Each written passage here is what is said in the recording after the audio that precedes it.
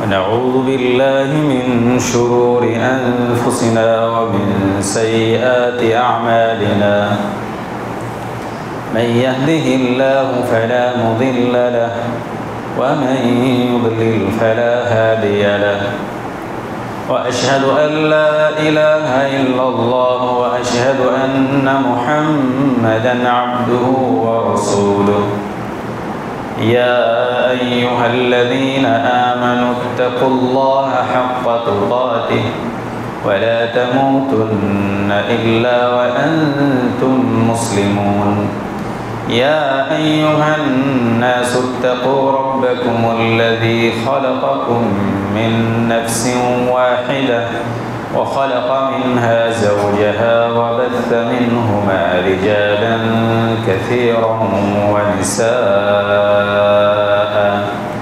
واتقوا الله الذي تساءلون به والأرحام إن الله كان عليكم رقيبا يا أيها الذين آمنوا اتقوا الله وقولوا قولا سديدا يصلح لكم أعمالكم ويغفر لكم ذنوبكم ومن يطع الله ورسوله فقد فاز فوزا عظيما أما بعد فأعوذ بالله من الشيطان الرجيم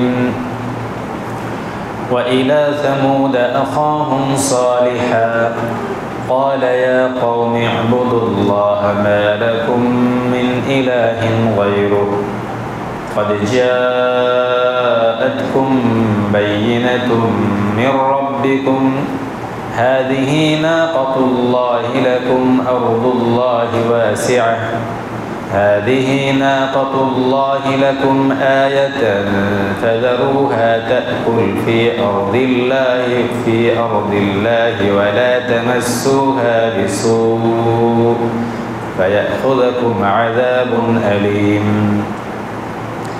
وقال الله تبارك وتعالى في موضع آخر إنا مرسل الناقة فتنة لهم فارتقبهم واصطبر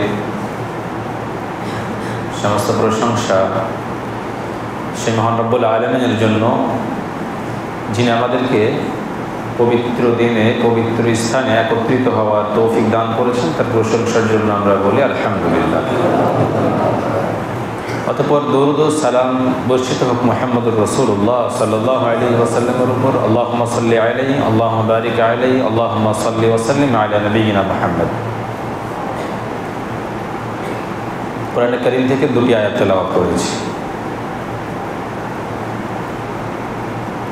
গত জুমায় যে আলোচনা করছিলাম সেই আলোচনাকে সামনে রেখে ধারাবাহিকভাবে আপনাদেরকে বলেছিলাম যে মুহাম্মদুর রাসূলুল্লাহ সাল্লাল্লাহু আলাইহি ওয়াসাল্লামের জীবনী আমরা ইনশাআল্লাহ শুনব এবং ধারাবাহিকভাবে আলোচনা করব।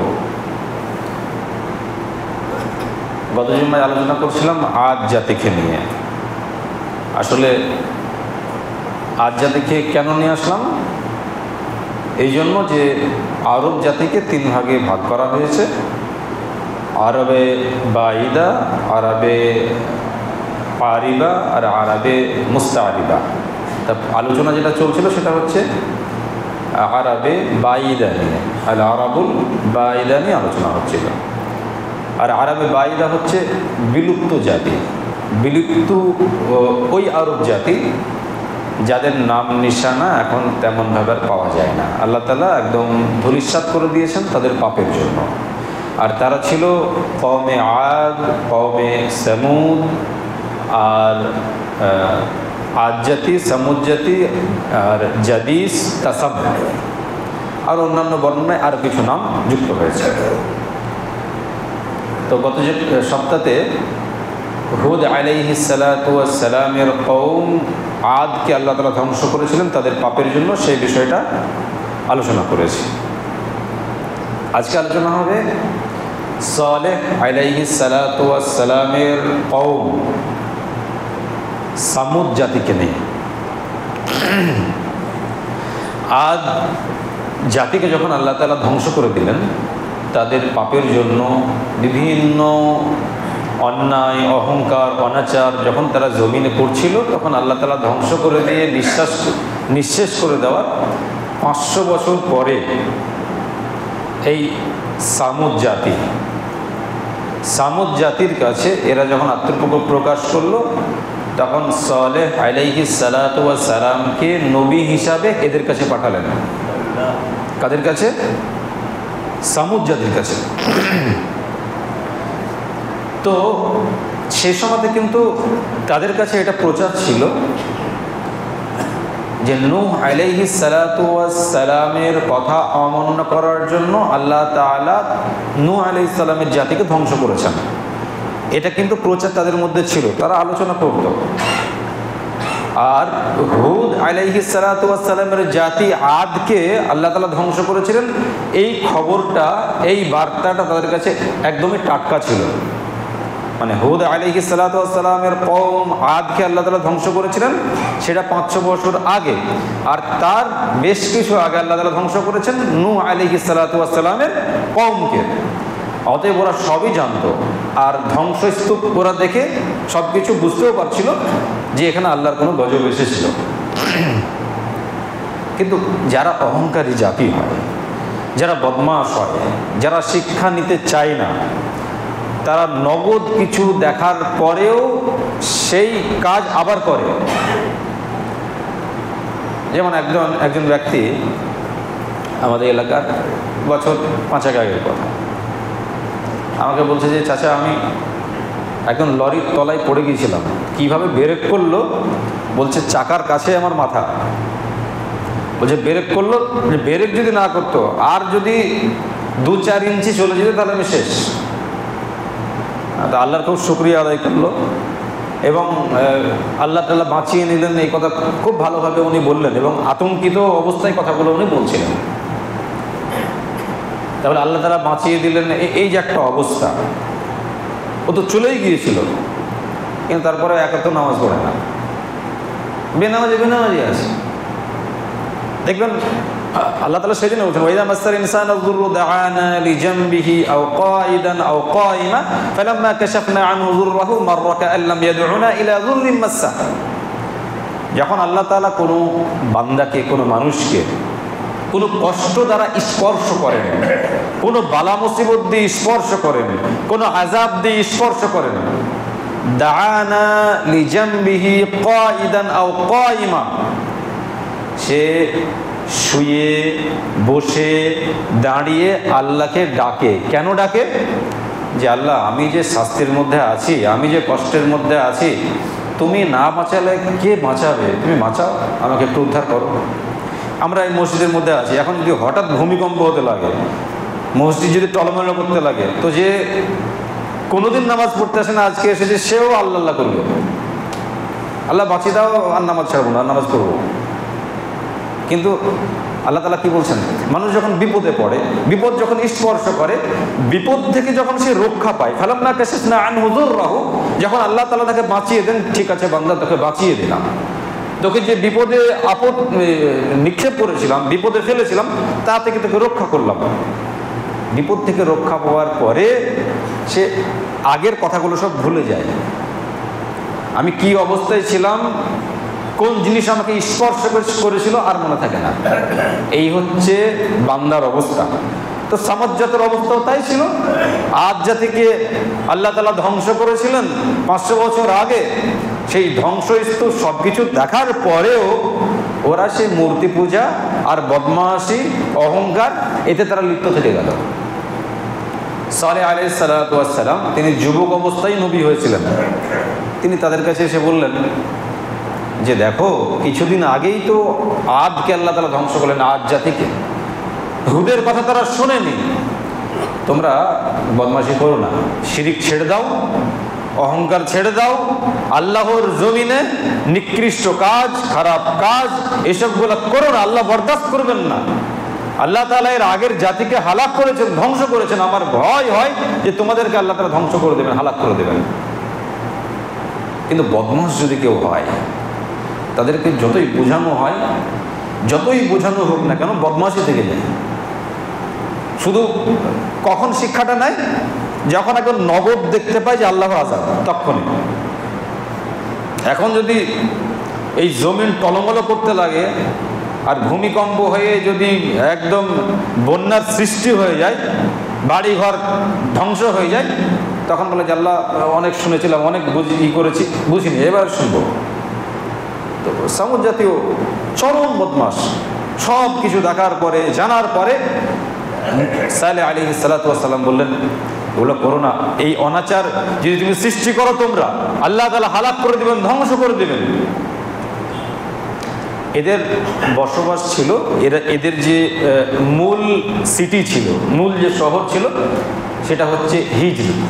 হিজর নামক শহরে এরা বসবাস করত, সালেহ আলাইহিস সালাতু ওয়াস সালামের কওম, যেটা শাম দেশ বা সিরিয়ার অন্তর্ভুক্ত ছিল।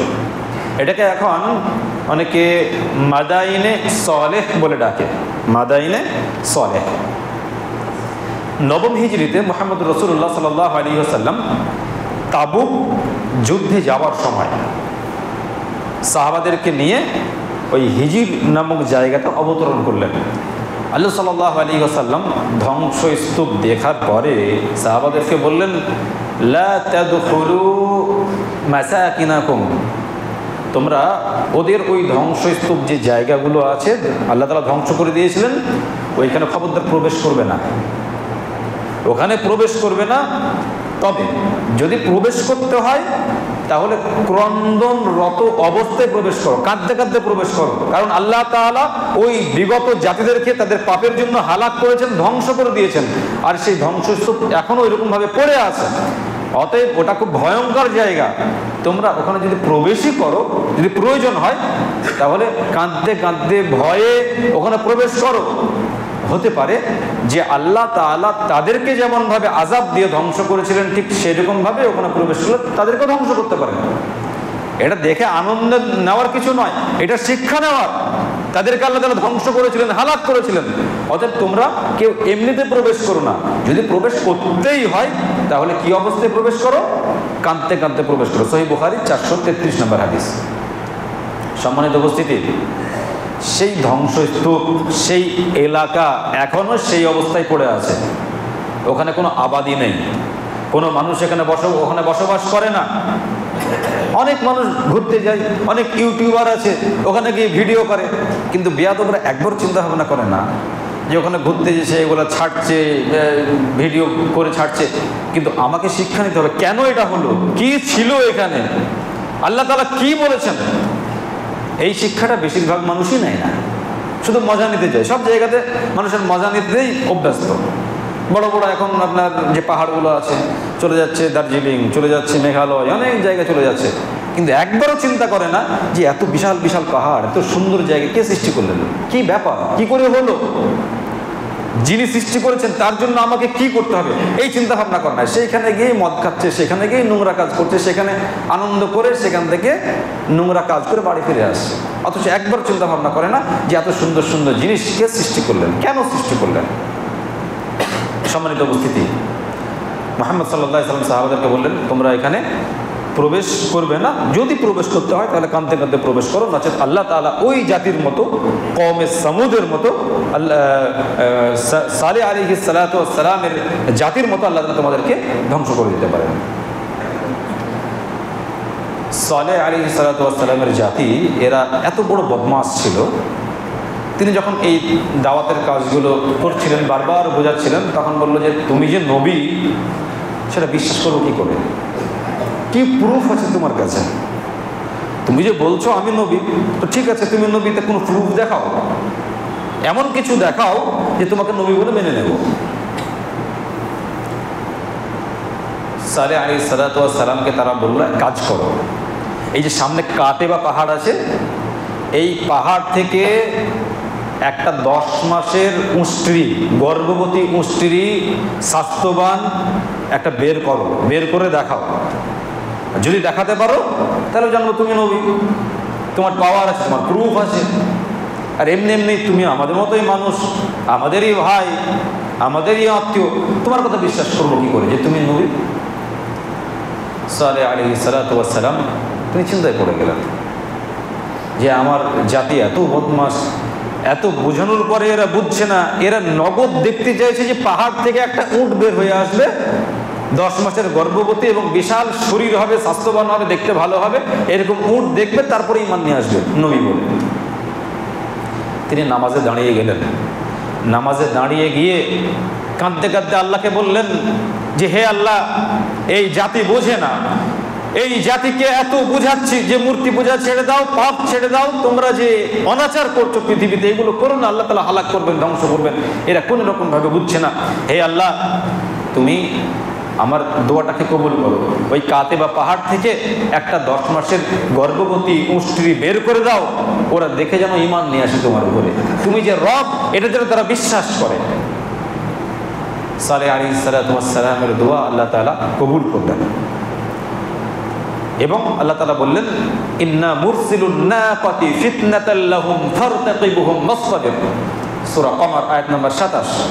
আল্লাহ তাআলা বললেন অবশ্যই আমি মুরসিলুন নাকাতি ফিতনাতাল লাহুম, তাদের পরীক্ষার জন্য আমি একটা উট প্রেরণ করছি। ফারতাকিবুহুম ওয়াসতাবির, তুমি তাদের দিকে দৃষ্টি রাখো, দেখো তারা কি করে, ওয়াসতাবির, এবং তুমি ধৈর্য ধারণ করো।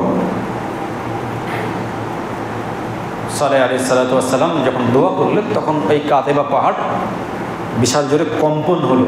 কম্পন হওয়ার পরে একটা বিশাল পাহাড় ওখান থেকে ফেটে বেরিয়ে গেল এবং তা থেকে একটা বিশাল উষ্ট্রি 10 মাসের গর্ভবতী সেখান থেকে বেরিয়ে আসলো এবং সেই উটটা যেটা বের হয়ে আসলো এটা সাধারণ উটের মতো উট ছিল না। এই উটটা একটু ভিন্ন রকমের ছিল, দেখতে খুবই সুন্দর, শরীর বিশাল, ভালো শরীর, বড় শরীর, হৃষ্টপুষ্ট। যখন জমিনে চলাফেরা করত, চড়ত, তখন অন্যান্য ছাগল গরু যেগুলো সেগুলো ভয় করতো দেখে, এবং যখন পানি পান করত তো সমস্ত পানি পান করে ফেলত। আর ওই উষ্ট্রির দুগ্ধ সবাই খেয়ে নিত এবং অনেকে তাদের বাটিতে করে ভরে নিয়ে চলে যেত। মানে এত দুগ্ধ আল্লাহ তাআলার দেওয়া নিয়ামত, যে উটটা দেওয়া হয়েছিল তা থেকে তারা দুধ পেত। সালেহ আলাইহিস সালাতু ওয়াস সালাম বললেন যে দেখো, আল্লাহ তাআলার কাছে আমি দোয়া করে তোমাদের দাবি অনুযায়ী আমি উট বের করলাম, উট চলে আসলো। এটা দেখে অনেক ব্যক্তি তারা ইসলাম কবুল করল, কিন্তু সমাজের ধর্মীয় নেতা, সমাজের নেতা এরা বাধা হয়ে দাঁড়ালো। তারা বলল যে ক্বালু তায়্যারনা বিকা ওয়া বিমান মা'আক, হে সালেহ, তোমাকে এবং তোমার সাথে যারা আছে, যারা ঈমান এনেছে তোমার উপরে, এই উট টুট দেখে তো এতে আমি অকল্যাণকর আমরা সব কিছু দেখতে পাচ্ছি, এতে কল্যাণ কি আছে? তার মানে বেশিরভাগ নবীরাই যখন কোনো মুজিজা দেখিয়েছেন তখন মুজিজা দেখার পরে বিয়াদবরা বলেছে এ তো জাদুঘর। মুহাম্মদ রাসূলুল্লাহ সাল্লাল্লাহু আলাইহি সাল্লামের উপরে এরকম হয়েছে যখন তিনি অলৌকিক কোনো জিনিস দেখিয়েছেন, যখন মুসা আলাইহিস সালাতু ওয়াস সালাম লাঠির দ্বারাতে অনেক কিছু দেখিয়েছেন, তখন তারা বলেছে তাদের কম যেহেতু জাদুঘর। তো সালেহ আলাইহিস সালাতু ওয়াস সালামকে অনেক কথাবার্তা শুনতে হলো। তিনি তখন তাদেরকে বোঝালেন তোমরা বুঝছো না কেন, তোমরা তো দাবি করলে, সেই দাবি অনুযায়ী তো আল্লাহ তাআলার কাছে দোয়া করে আমি তো তোমাদেরকে উট এনে দিলাম, তোমরা খবরদার বদমাশি করবে না। আর আল্লাহ তাআলা নিষেধ করেছেন এই উট জমিনে চলাফেরা করবে, খবরদার উটের গায়ে হাত দেবে না, তোমরা দুধ পান করো, একে হত্যা করবে না, তোমরা খারাপভাবে স্পর্শ করবে না, আল্লাহর আযাব তোমাদেরকে পাকড়াও করবে না, এটা স্বাভাবিক উট নয়। সালেহ আলাইহিস সালাতু ওয়াস সালাম ওদের আচরণ দেখে ভয় করছিলেন যে এই বেয়াদবরা আল্লাহ তাআলার কথা রাখবে না, এরা হয়তো বদমাশি করবে, শেষ পর্যন্ত আল্লাহ তাআলা হয়তো এদেরকে হালাকি করে দেবেন। আল্লাহ তাআলা বলছেন ওয়া ইলা সামুদ আখাহুম সালিহা ক্বালা ইয়া কওমি ইবুদুল্লাহ মা লাকুম মিন ইলাহিন গায়রু ক্বাদ জাআতকুম বায়িনাতুম মির রাব্বিকুম হাযিহি নাকাতুল্লাহি লাকুম। আর আমি ওয়া ইলা সামুদ আখাহুম সালিহা, আর সামুদ জাতির কাছে আমি নবী হিসাবে প্রেরণ করেছিলাম সালেহ আলাইহিস সালাতু ওয়াস সালামকে।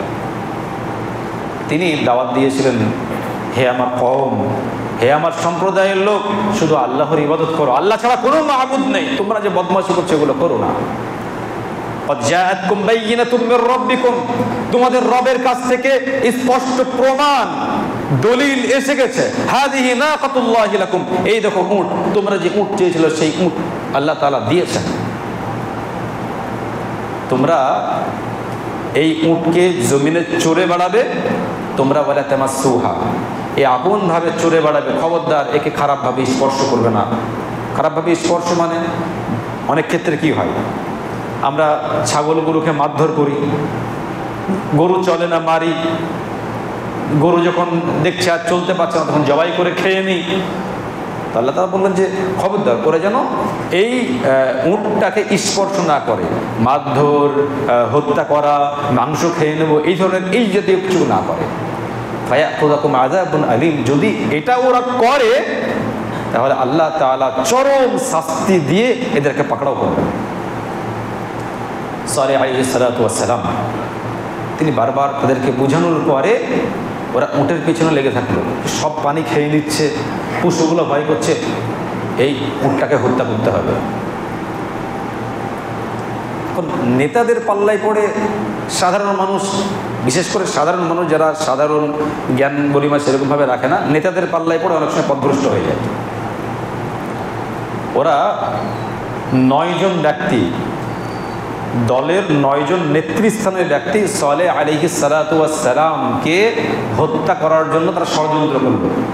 এই সালেহ খালি আযাবের ভয় দেখায়, ওকে রাত্রে হত্যা করে ফেলবো, হত্যা করে আমরা পালিয়ে আসবো, ধরতেই পারবে না যে কে হত্যা করেছে। আল্লাহ তাআলা সালেহ আলাইহিস সালাতু ওয়াস সালামকে জানিয়ে দিলেন যে 9 জন নেতা 9টি গোত্রের তোমাকে হত্যা করার জন্য পরিকল্পনা করছে, তুমি নিজেকে গুটিয়ে নাও, এখান থেকে আউট হয়ে যাও। সালেহ আলাইহিস সালাতু ওয়াস সালাম তাদের কাছে এসে বললেন যে দেখো, তোমরা আমাকে হত্যার ষড়যন্ত্র করছো, আর তোমরা উটটাকে হত্যা করার জন্য তোমরা বিভিন্ন রকম পরিকল্পনা করছো। তোমরা এগুলো যদি করো তো আল্লাহর আযাব তোমাদের কাছে চলে আসবে। বারবার উনি ভয় দেখালেন। 2 জন বেয়াদব, 2 জন যুবক তীর নিক্ষেপ করে উটটাকে হত্যা করে ফেলল। উটটাকে যখন হত্যা করে ফেলল তখন সালেহ আলাইহিস সালাতু ওয়াস সালাম খুব ভয় খেয়ে গেলেন যে আমার কওমকে তো আল্লাহ তাআলা ধ্বংস করে দেবেন। তারপরে তিনি বোঝাচ্ছেন যে দেখো, তোমরা যে কাজ করেছো আল্লাহ তাআলা অতি সত্বর তোমাদেরকে ধ্বংস করবেন। তোমরা এখনও রাস্তা আছে, যে তওবা করো তো তওবা করে ফিরে আসো।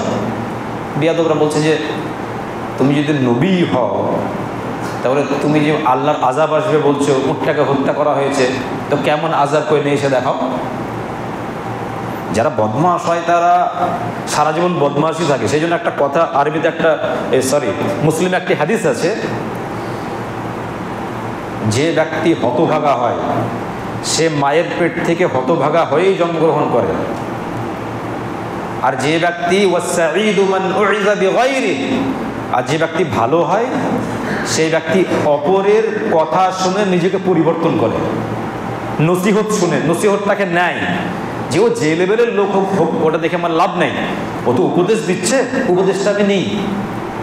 আর শাকিয়্যু মান শুকিয়া ফি বাতনি উম্মি, যে হতভাগা সে মায়ের পেট থেকে হতভাগা হয়েই দুনিয়াতে আসে, আর যে ব্যক্তি সৌভাগ্যবান সেই ব্যক্তি অপরের উপদেশে নিজেকে পরিবর্তন করে। তো এই হতভাগারা এত পাপ করার পরেও বলছে যে ঠিক আছে, আযাব কেমন আছে দেখাও। সালেহ আলাইহিস সালাতু ওয়াস সালাম বললেন বৃহস্পতিবারের দিনে, মানে উনি বলছেন তার মানে সেদিন বুধবার ছিল, বৃহস্পতিবারের দিনে তোমাদের মুখমণ্ডল হলদে হয়ে যাবে, শুক্রবারের দিনে লাল বর্ণ হবে, শনিবারের দিনে তোমাদের মুখমণ্ডল কালো হয়ে যাবে, এবং আল্লাহ তাআলার ভয়ঙ্কর শাস্তি তোমাদেরকে রবিবারে গ্রেফতার করবে। ওরা হাসাহাসি শুরু করলো, কি বলে খেপা, পাগল। ঠিকই উনি ওনার জায়গা থেকে চলে গেলেন। যারা সালেহ আলাইহিস সালাতু ওয়াস সালামের প্রতি ঈমান এনেছিলেন যে নবী, তাদেরকে নিয়ে তিনি জায়গা ত্যাগ করলেন। বৃহস্পতিবারের দিনে তাদের চেহারা হলুদ বর্ণ হলো, তারপরের দিন শুক্রবারে লাল বর্ণ হলো, শনিবারের দিনে আপনার কালো হয়ে গেল। তখন তারা শেষ পর্যন্ত বুঝতে পারল সত্যি তাহলে আমাদের কাছে আযাব চলে আসছে। রবিবারের দিনে ভয়ঙ্কর গর্জন এবং ভূমিকম্পে আল্লাহ তাআলা তাদেরকে এমনভাবে হালাক করলেন, ধ্বংস করলেন। কোরআনে আসছে যে যেমন খড় যেমন কেটে চতুষ্পদ জন্তুকে খেতে দেওয়া হয়, তা ওই খড়কুটোর মতো তাদের বিশাল বিশাল দেহগুলো ছিড়িয়ে ছড়িয়ে পড়েছিল জমিনে। আল্লাহ তাআলা একদম পুরো হালাক করে দিয়েছিলেন, ধ্বংস করে দিয়েছিলেন। তাদের আর কোনো সেই জাতির আর কোনো চিহ্ন এখন পাওয়া যায় না, তারা দুনিয়া থেকে মিটে গেছে, চলে গেছে। আল্লাহ তাআলা আমাদের সবাইকে এইসব আগেকার যে ইতিহাসগুলোতে আমাদের কাছে শিক্ষণীয় বিষয় রয়েছে, সেটা হচ্ছে আল্লাহ তাআলা যুগে যুগে বিভিন্ন জাতিকে হালাক করেছিলেন, ধ্বংস করেছিলেন তাদের নবীদের কথা না মানার জন্য। এটা আমাদের জন্য শিক্ষণীয়। মুহাম্মদ রাসূলুল্লাহ সাল্লাল্লাহু আলাইহি ওয়াসাল্লাম মক্কার কাফের মুশরিকদেরকে ঠিক এইরকমভাবে এই আয়াতগুলো বর্ণনা করে তাদেরকে বলতেন যে দেখো তোমরা এত বাড়াবাড়ি করছো, বদমাশি করছো, দেখো সামুদ জাতিকে আল্লাহ হালাক করেছেন, আল্লাহ তাআলা আদ জাতিকে হালাক করেছেন, আল্লাহ তাআলা অনেক জাতিকে হালাক করে দিয়েছেন। অতএব তোমরা এত বাড়াবাড়ি কেন করছো, বদমাশি কেন করছো? এসো আল্লাহর ইবাদত বন্দেগী করো, মূর্তি পূজা ছেড়ে দাও, এইসব অহংকার এগুলো করো না, নচেত আল্লাহ তাআলা তোমাদেরকেও ধ্বংস করবেন। এটাই মুহাম্মদ রাসূলুল্লাহ সাল্লাল্লাহু আলাইহি ওয়াসাল্লাম মক্কার কাফের মুশরিকদেরকে দিতে চেয়েছিলেন, কিন্তু মক্কার কাফের মুশরিকরা শ্রবণ করেনি, বরং তারা ধ্বংস হয়ে গেছে। সম্মানিত উপস্থিতি, আমাদের কাছে এগুলো শিক্ষণীয়। আমাদের কাছে শুধু কোরআন তেলাওয়াতের জন্য নয়, কোরআনে 22টি সূরাতে 87টা আয়াতে সালেহ আলাইহিস সালাতু ওয়াস সালামের জাতি সম্পর্কিত আল্লাহ তাআলা আয়াত বর্ণনা করেছেন। 87টা আয়াত আছে। তো আমরা কেউ জানি না সালেহ আলাইহিস সালাম কী জিনিস আর সামুদ কী জিনিস, এটা কেউ জানি না, অত সব কোরআনে বর্ণিত আছে। আর এই যে এই পাহাড় থেকে আল্লাহ তাআলা উট বের করেছিলেন 10 মাসের, এটাও কেউ জানি না, অথচ কোরআনে বর্ণিত আছে। কোরআন শুধু আমরা মাত্র তেলাওয়াতের জন্য রেখেছি, নতুন দোকানের জন্য রেখেছি, নতুন গাড়ি কিনলাম তখন তেলাওয়াত হবে, মানুষ মরে যাওয়ার পরে নামাজ নাই রোজা নাই, 40 দিনে কোরআন তেলাওয়াত হবে, মিলাদ মাহফিল হবে, জান্নাতে পাঠিয়ে দেবো, এটার জন্য আমাদের কাছে কোরআন। সম্মানিত উপস্থিতি, আল্লাহ তাআলা আমাদের সবাইকে আজকের যে এই ছোট্ট উপদেশ, সালেহ আলাইহিস সালাতু ওয়াস সালামকে আল্লাহ তাআলা হালাক করেছিলেন, ধ্বংস করেছিলেন তাদের পাপের জন্য, অহংকারের জন্য, ঠিক ওইরকমভাবে আল্লাহ তাআলা আমাদেরকে ধ্বংস করতে পারেন। আমরা সতর্ক হই, শিক্ষা নেওয়ার চেষ্টা করি। আল্লাহ তাআলা সবাইকে শিক্ষা নেওয়ার এবং তার রাস্তায় চলার তৌফিক দান করেন। আমিন।